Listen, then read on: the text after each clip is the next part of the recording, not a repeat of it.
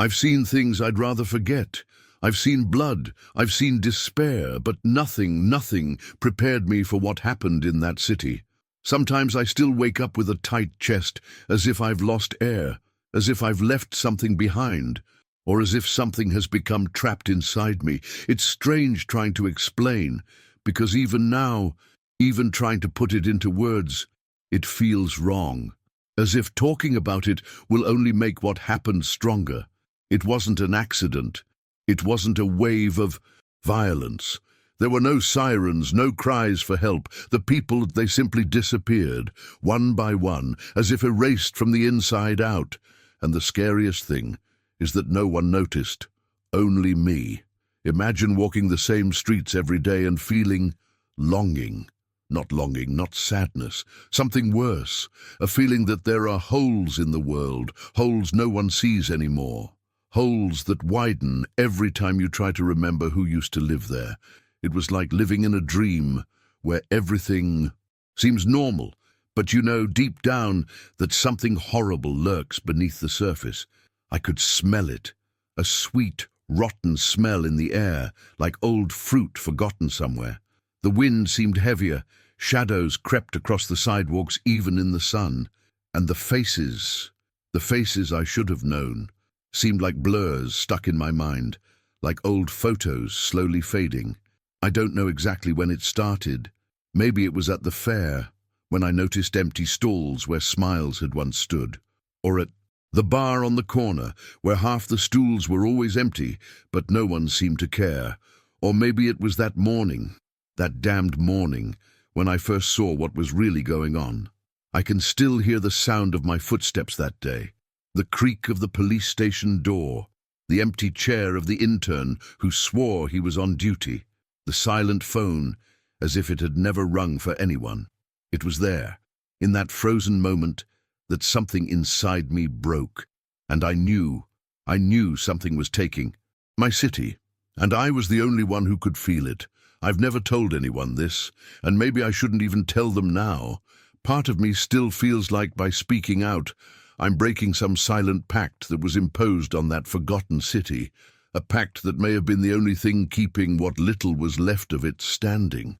But there are nights when the weight on my shoulders is so heavy that I wonder if I'm carrying ghosts that aren't even mine, ghosts that were there long before I was born, just waiting for someone dumb enough to notice their presence.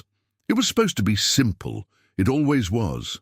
I was the sheriff of a town so small that most maps didn't even bother to name it properly. A blur of old houses amid dusty roads and dry fields.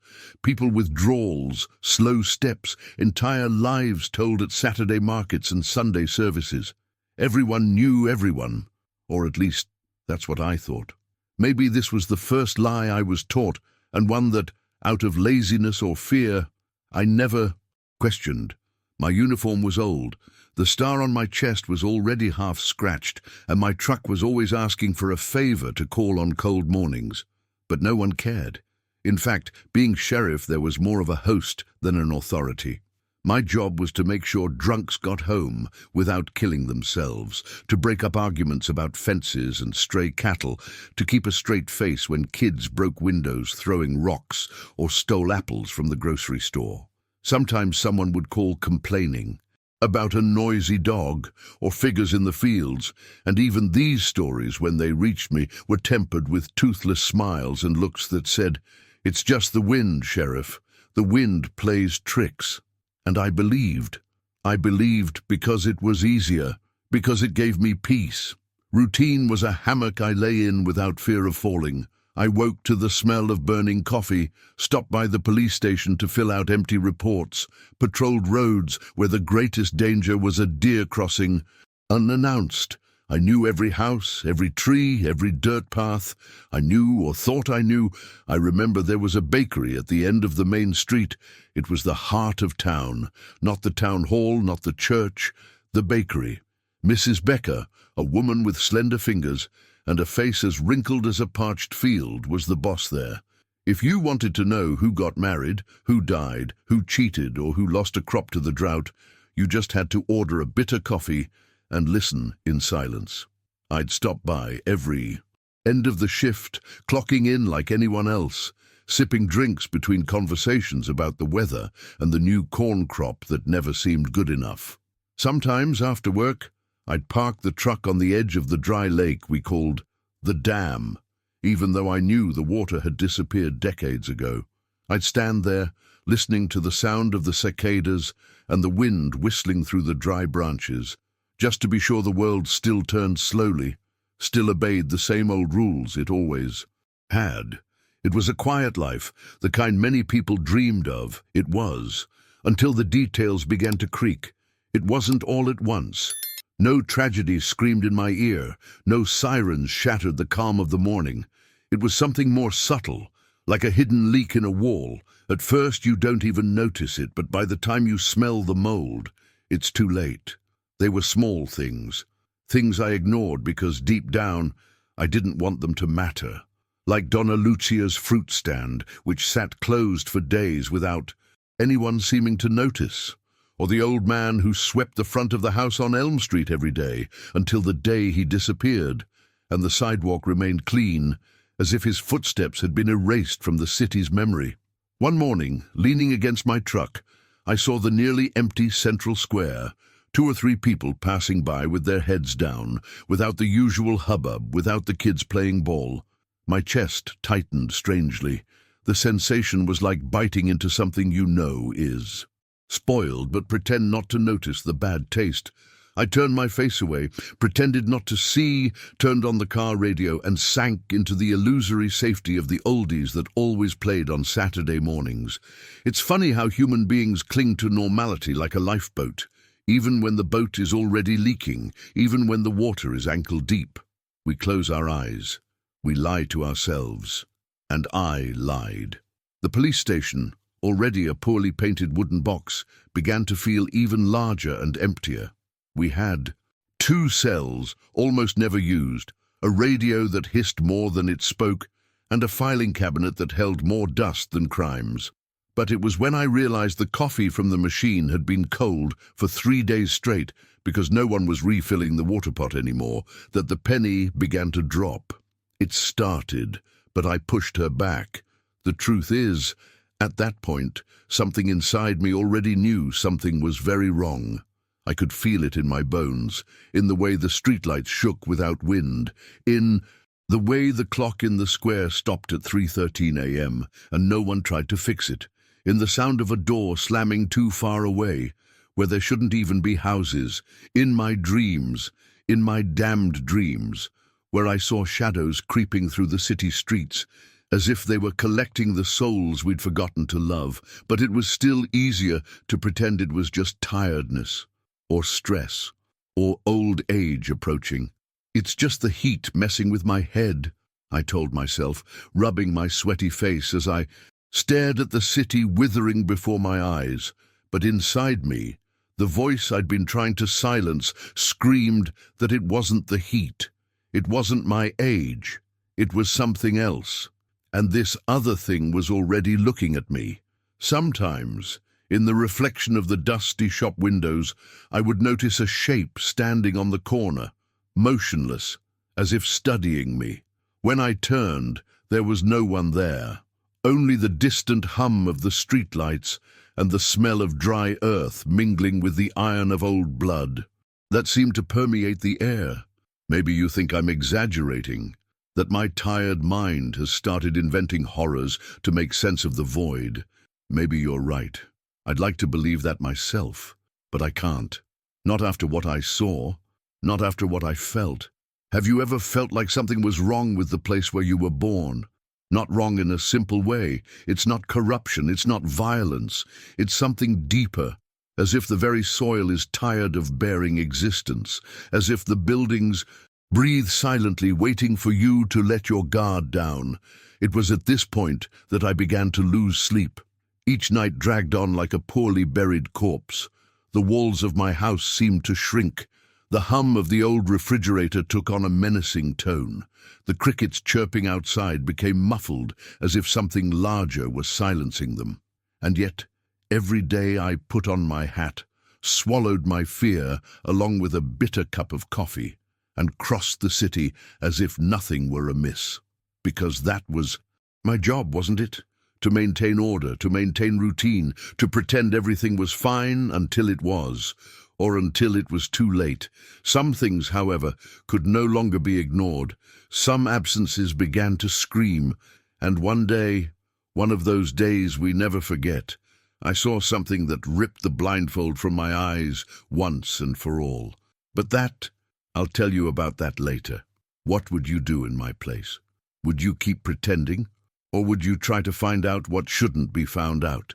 Have you ever felt like something invisible was pulling things away right under your eyes?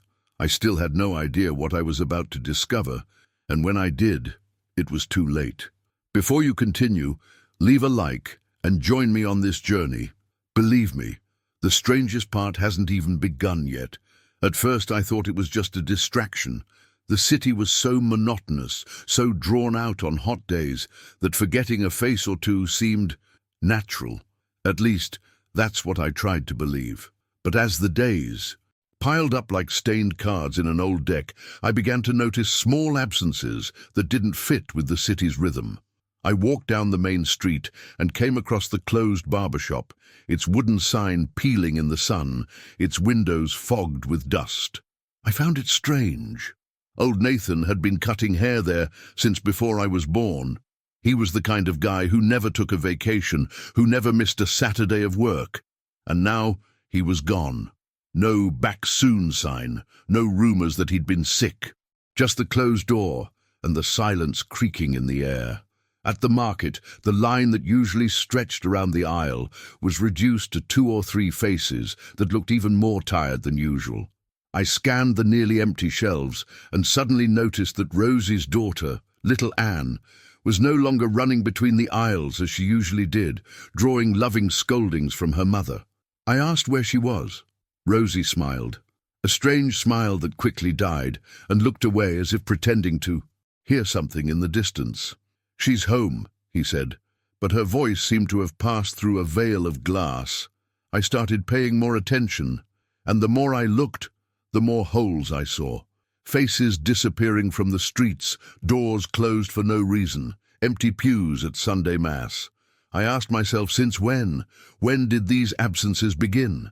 It was like trying to remember the exact moment the sun began to set. You know it happened, but you never see the precise moment. I couldn't help it. I called my secretary, old Mabel, for an after-hours chat. Mabel was one of those figures who seem eternal in a small town. She knew everything, saw everything, recorded everything in tiny, cramped handwriting in ledgers that smelled of mold and nostalgia. "Mabel," I said, trying to keep my voice steady, "can you update the resident list for me, just to make sure our files are in order?" She looked at me over her glasses with an arched eyebrow, like she knew something was wrong but preferred not to poke fun. Then she shrugged and picked up the folder. I waited as she flipped through page after page, murmuring names to herself. The dry sound of the pages was like footsteps echoing in an empty hallway. Every now and then she frowned, adjusted her glasses, reread something. I began to sweat, even with the old fan coughing hot air in the corner of the room. With each name she skipped too quickly, each line she crossed out without comment, I felt the ground beneath my feet grow a little softer. When she finally closed the book, the sound of the cover slamming shut was like a gunshot in the silence.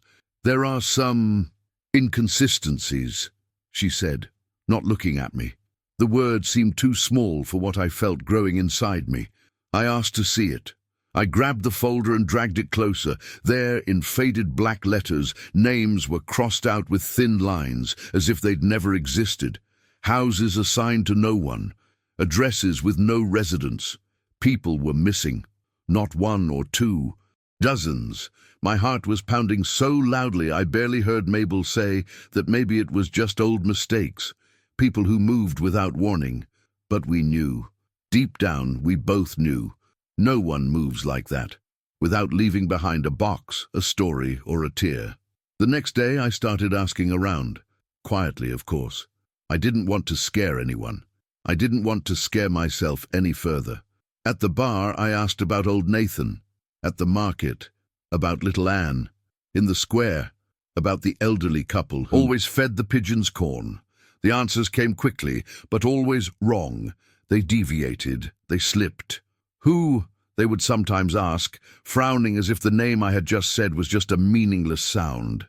Ah, long time no see, others said, squinting and quickly changing the subject. Some of them smiled strangely, as if they were trying to be kind, or as if they were trying to warn me not to keep digging. It was a kind of silence I'd never encountered before. A heavy, trembling, living silence. It wasn't ignorance nor oblivion. It was something else, as if the city itself were trying to protect itself from something, shrinking back to avoid attracting attention. I began to feel like it wasn't just me against the mystery anymore. It was me against the whole place.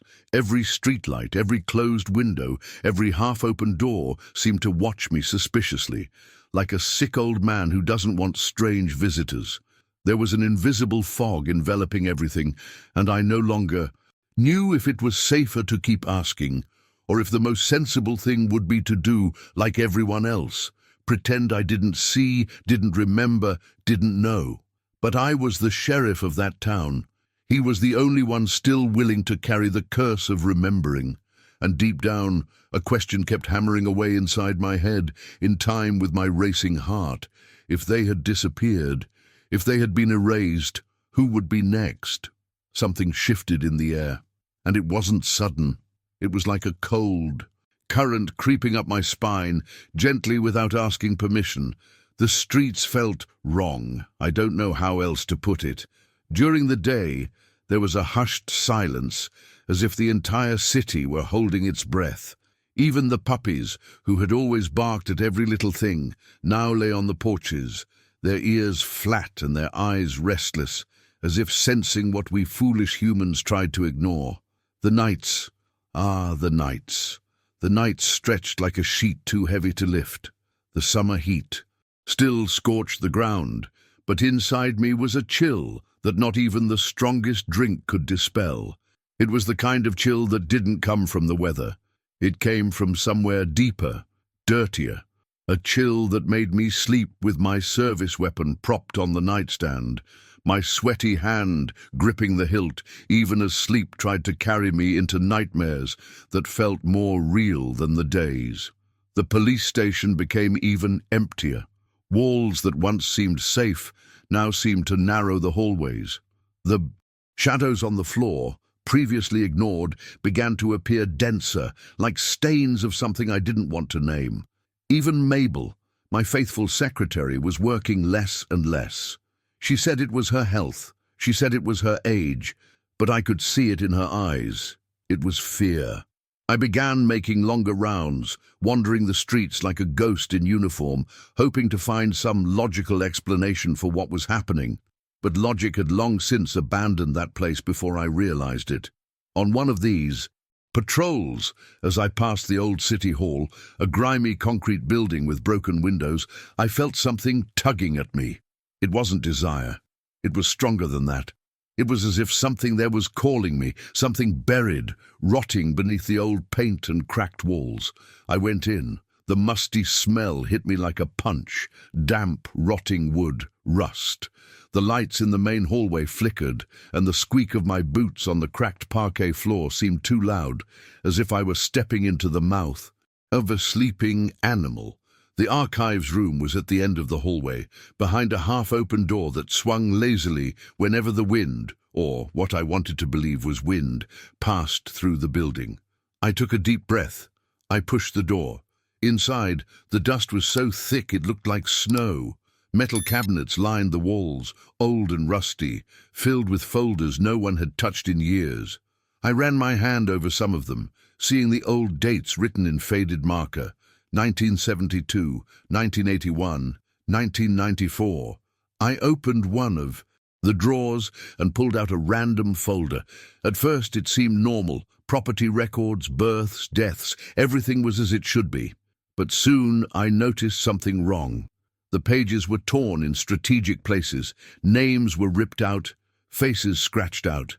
In many documents, the ink seemed to have bled through the paper, turning entire words into illegible smudges. Some pages were almost blank, as if they had been washed. I frowned and continued leafing through, faster and faster, more and more restless. Then I found a box. It was small, made of cardboard, thrown into a corner as if someone had tried to hide it and then forgotten it existed. I bent down and pulled the box closer. Inside, photos. Lots of photos. People smiling in front of modest houses, children playing in squares, old men sitting in rocking chairs. And faces. Faces I knew, or thought I knew, but there was something wrong with them. Very wrong. Some photos were scratched out. Others had faces erased, as if someone had erased them. In others, people appeared with their backs turned, motionless, as if posing for a future that would never arrive. And the strangest thing, in the corners of the photos, dark spots almost always appeared. Blurred shapes, something between shadow and smoke, something that seemed to be trying to swallow the subjects without them noticing. My stomach churned.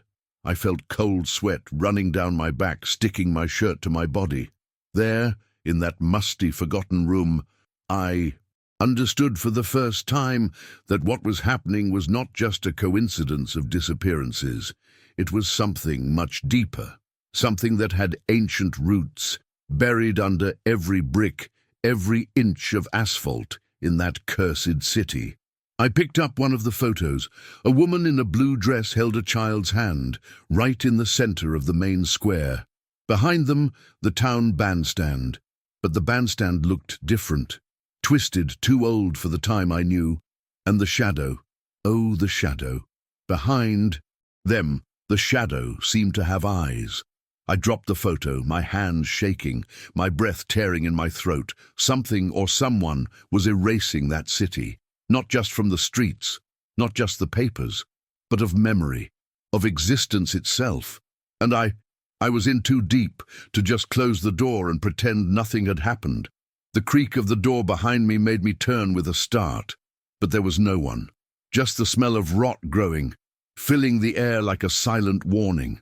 I stumbled out of the room, my chest tight, the bitter taste of fear rising in my throat. The hallway seemed longer, darker than before, and every step I took seemed to echo twice, as if something were walking right behind me. In the back of my mind, a weak, almost childlike voice whispered, "You're already being erased too." After that cursed visit to City Hall, nothing seemed real anymore. The streets, the houses, even the air I breathed. Everything seemed to have been rearranged while I wasn't looking. It was like walking in a dream, but a dream where every detail cut like glass. I tried to maintain the routine. I tried to act as if the patrol still had a purpose, as if filing reports still meant something. But it was just acting. Everything was theater. And at some point the tension I'd been trying to keep to myself started to leak into the house. My wife Ellen had always been my rock. She was the one who pulled me back up when I got too deep into work, who laughed at my small-town sheriff. Paranoia, who straightened my crooked hat before I left the house each morning. But she also began to change. At first, it was just small things, silly oversights, like leaving the oven on or getting a neighbor's name wrong in a conversation. I thought it was just exhaustion, the infernal heat making everyone groggy, only that wasn't it. It was something else, something that clung to her like a shadow, something that seemed to suck away pieces of the woman I knew. One night, after a whole day, wandering like a dead man through the city streets, I came home exhausted, my head throbbing. The smell of dinner filled the kitchen, but instead of comforting me, it made me sick. Maybe because the house was too quiet. Perhaps because Ellen, always so talkative, now seemed to move like a ghost, her steps too light, her voice different. We sat at the table. Her fork scraped the plate with mechanical movements. I looked at her, trying to find the woman I loved there, but it was like staring at a blurry photograph. That's when I decided to ask, "Have you seen Mr. Halley lately?" The question came out quicker than I intended. I tried to sound casual, as if I were making small talk, but the tension in my voice betrayed my fear. Hallie was our next-door neighbor, a thin man with an easy smile and a ridiculous straw hat he insisted on wearing year-round. It was impossible not to notice his absence. Impossible to forget his bad jokes at the gate, the strong smell of his pipe invading the yard. Ellen stopped chewing. He looked up at me, and in that instant a chill ran down my spine. She frowned slightly, as if trying to understand a foreign language. "What, Mr. Hallie?" His voice came out clear, calm, as if the question were the most absurd thing in the world. My heart skipped a beat. "Hallie," I repeated, my throat dry. "Our neighbor, the one who used to live, next door." Ellen tilted her head as if she were studying me. "Honey, that house has been empty since we moved." "Here." My hand tightened around the fork until my knuckles turned white. "No," I murmured, the word coming out as a whisper. "It's not empty. You know that." She smiled, a short, uncomfortable smile that didn't reach her eyes. "You must be confusing yourself. Working too hard, perhaps."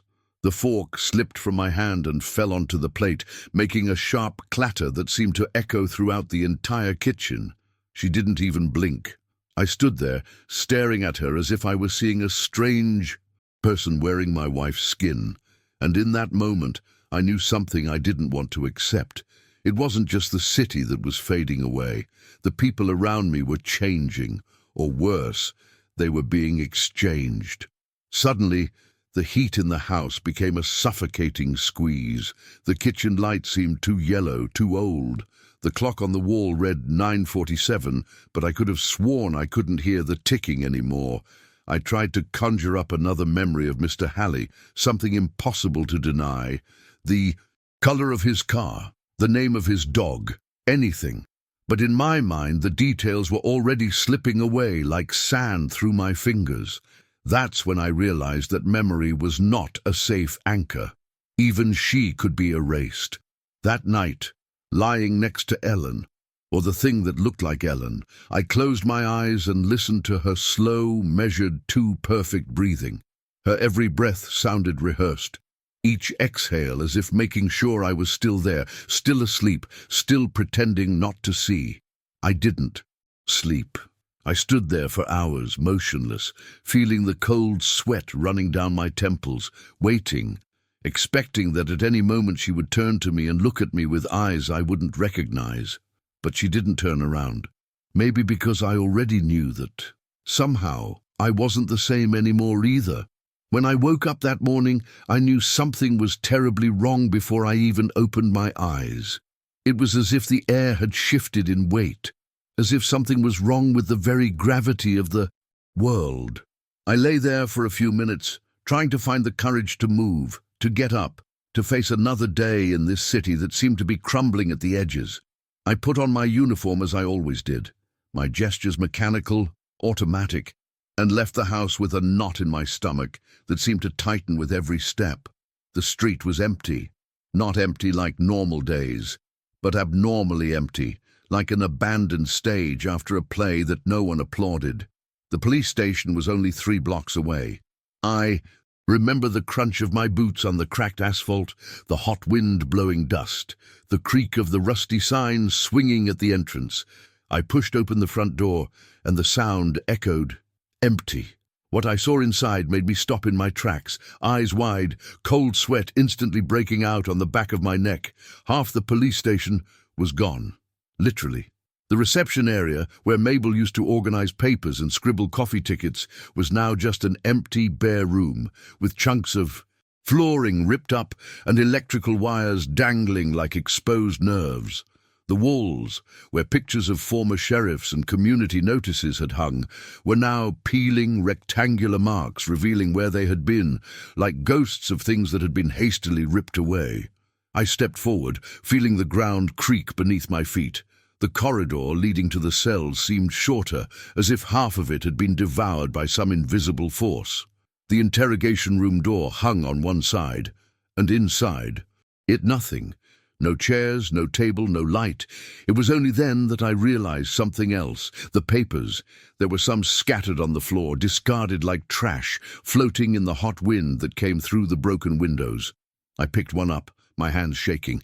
A police report, but no names, no casualties, no defendants, no dates. Just blank lines, or worse, names I didn't recognize. Names I had never heard in my life, but which seemed to belong to the city.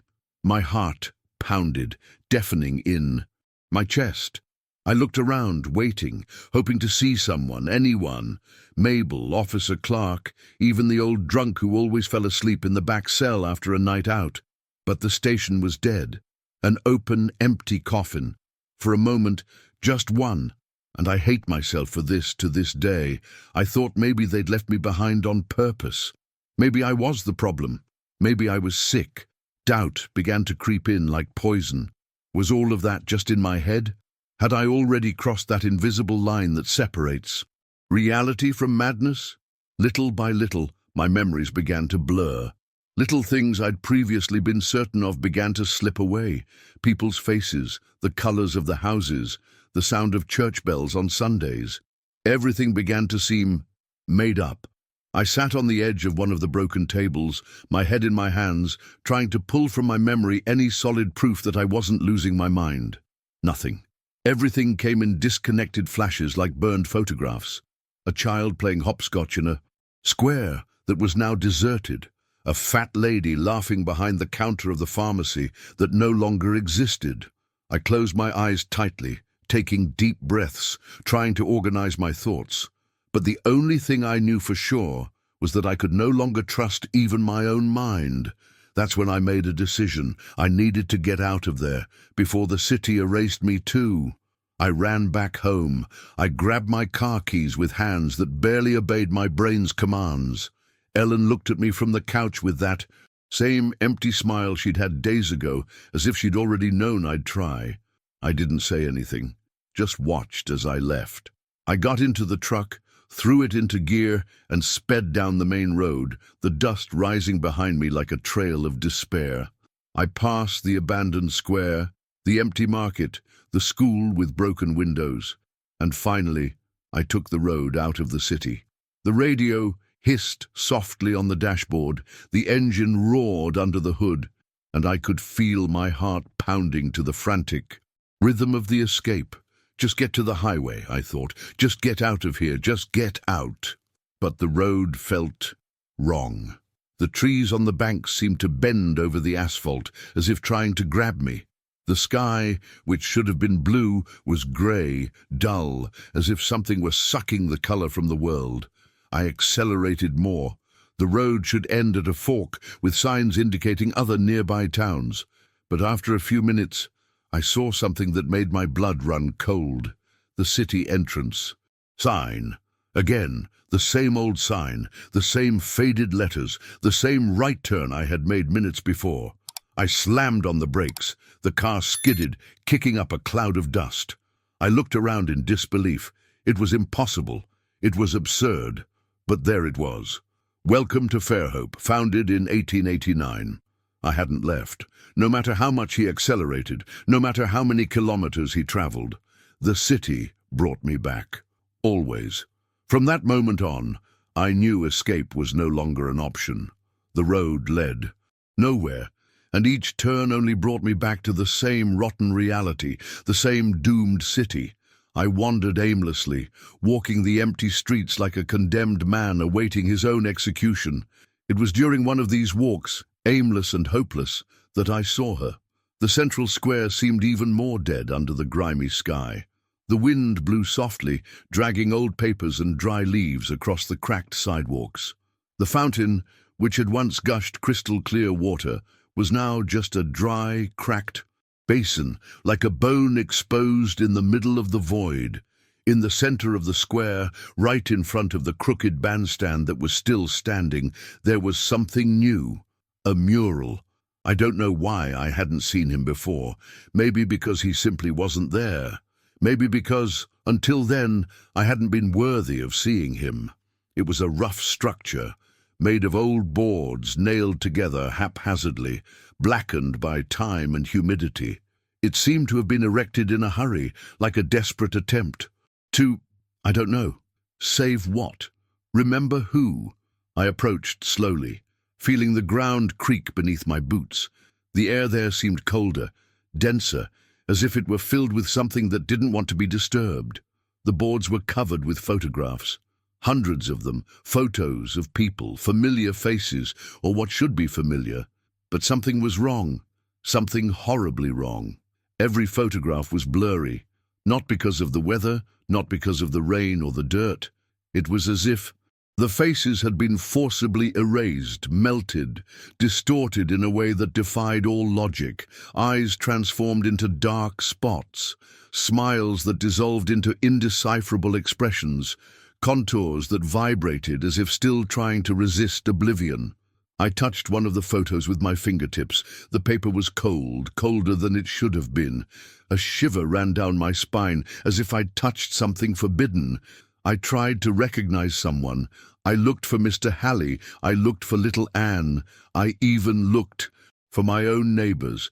But the faces were unrecognizable, like wax figures forgotten in the sun, like old dreams of which only the echo remains. Amidst the silence of the square, I heard a ripping sound, low and hissing. I looked around but saw nothing, only the mural trembling slightly in the wind that seemed to be blowing from within it, not from without. My stomach churned, cold sweat ran down his temples, and it was there, before that wall of ghosts, that the truth I had been trying to deny, finally crushed me. The city was not just empty, she was dying, not from hunger, nor from abandonment, nor from violence. She was fading away, erasing from the memory of the world, from history, from existence itself. A slow, silent, meticulous disappearance, like a disease eating away from the inside out, taking away everything that once existed, names, faces, memories, loves, promises. And the worst thing, the cruelest thing, was that no one seemed to notice. No one but me. They continued their empty routines, their hollow conversations, their mechanical gestures like wind-up dolls trapped in a play that had already ended. And I was the only one who still remembered. The only one who still felt the bitter taste of loss every time he stepped onto those deserted streets. I looked at the mural again. I tried to fix in my mind every blurred face, every shadow of what had once been a life. But even as I watched, I noticed the images were beginning to fade further. Edges were fading, details were fading, like paint running in the rain. It was like trying to hold water in your hands. It was like trying to fight oblivion with broken words. I felt my legs weaken. I knelt in the dust of the square without the strength to resist, my eyes burning with the fury of someone who realizes that everything they loved is being ripped away without being able to do anything. And there, alone under the dead sky, I understood something even more terrible. It wasn't just the city that was dying. It was me too. Slowly, I was being forgotten too. And when my face disappeared from the mural, when my name evaporated from the wind, it would be as if I had never existed. As if all this useless fighting had never happened. But I can't say how long I knelt there, in that empty square, with the faded photos dissolving before my eyes. It seemed as if time had stopped, as if the world itself had forgotten to turn. And perhaps it had, because in that instant, in that suffocating dust, there was no more city, no more sky, no more ground. There was only me and oblivion. And it was there, in that invisible fold between what was and what never was, that I realized I was dreaming. Not an ordinary dream, the kind you forget when you wake up and laugh at without humor. No, it was a heavy, dirty dream, constructed from the pieces of what was left of me. A dream woven from the guilt I never had the courage to face, from the fear that paralyzed me.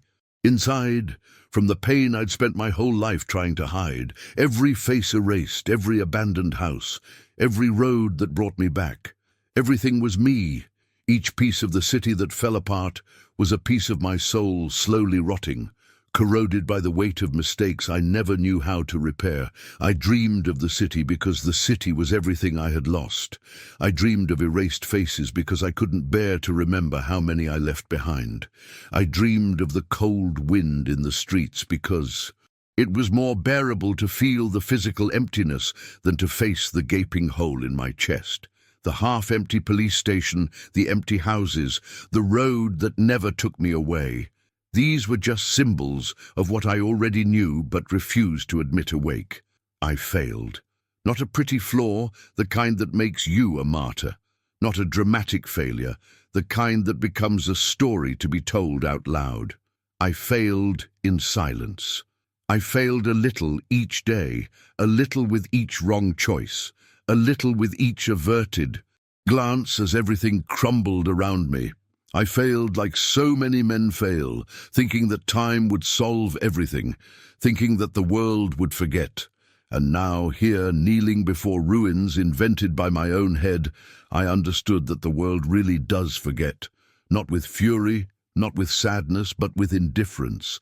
The city in my dream wasn't dying because of some evil force.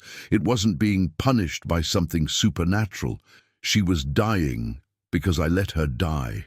And the cruelest thing of all was knowing that when I woke up, the silence would continue, the absence would continue, because what is lost within us never comes back the same way, because there are things that not all the apologies in the world can restore. Maybe I dreamed because my soul no longer knew how to scream. Maybe it was the only way I found to admit to myself that I was tired, tired of pretending, tired of patrolling streets that only existed in memory, tired of searching for faces that deep down I myself chose to forget so as not to go crazy. I dreamed because I no longer knew how to live awake. And now that I knew the truth, there was nothing left but her. The city was the mourning I never cried. The city was the regret I couldn't confess. The city was an echo of what I lost, trying to be someone better and failing miserably. When my eyes open again, I know I will be back in my cold bed, in my empty house, with the silent walls staring back at me like silent witnesses to my defeat. And I'm going to get up. I will wear the worn uniform. I will pass through the same dusty streets. I'll pretend there's still something to protect. But deep down, I will carry this dream with me. This dream that told me the truth that I never had the courage to face with my eyes open. Some men don't need to die to be forgotten. Some men just disappear. If this story made you feel something different, if it made you think about things we don't always have the courage to face, then our time together was worth it. Now you can help spread this feeling. Just like and subscribe to the channel. That way, more people will have the chance to delve into these memories we almost forget. Write your words in the comments below. Memory, so I know you stayed until the end. And get ready, the next story is coming, even deeper, even more impossible to ignore. It's appearing right there on your screen. See you there.